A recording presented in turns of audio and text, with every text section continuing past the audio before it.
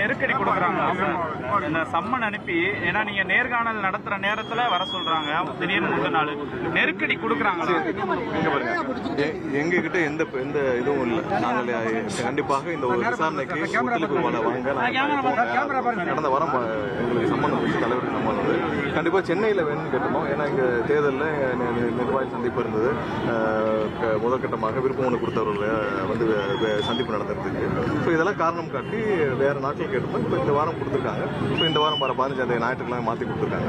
So கண்டிப்பாக எப்போ போல தேவையோ ஒத்துழைப்பு கொடுக்கும். எந்த நெருக்கடிகள், எவ்வளோ பெரிய நெருக்கடிகள், எத்தனை நெருக்கடிகள் வந்தாலும் இதெல்லாம் வந்து கண்டிப்பாக இவ்வளோ ஒரு பெரிய சக்தி, இந்தியாவிலேயே மிகப்பெரிய சக்தியாக இருக்கும் எங்களோட தலைவருக்கு கண்டிப்பாக அனைத்து தரப்பிலும் நெருக்கடி வரதான் செய்யும். அதெல்லாம் கையாண்டு கண்டிப்பாக மக்களிடம் தேர்தலை சிறப்பாக விஜய் உட்பட யார் வந்தாலும் தலைக்கு மேல தூக்கி வச்சு கொண்டாடுவோம், அவர் தாராளமா வரலாம் அப்படின்லாம் முன்னாள் அமைச்சர் இப்ப 2 நாளா பேசியிருக்காங்க. ஏற்கனவே அதிமுக நீங்க சேர போறதாகவும் சம்பந்தமாக நிறைய டைம் நாங்களும் கிளாரிஃபை பண்ணிட்டோம். நேற்று அவங்க தரப்புல இருந்து கிளாரிஃபை பண்ணாங்க. இது எங்கிருந்து இந்த மாதிரியான ஒரு டாக் உருவாக்க போகுதுன்னு தெரியல. நாங்களும் தேர்தல் நோக்கி சந்திக்கிறோம். எங்களுடைய தலைவர் எங்களை 234 தொகுதியிலும் தயார் செஞ்சுட்டு வந்துட்டு இருந்தார்.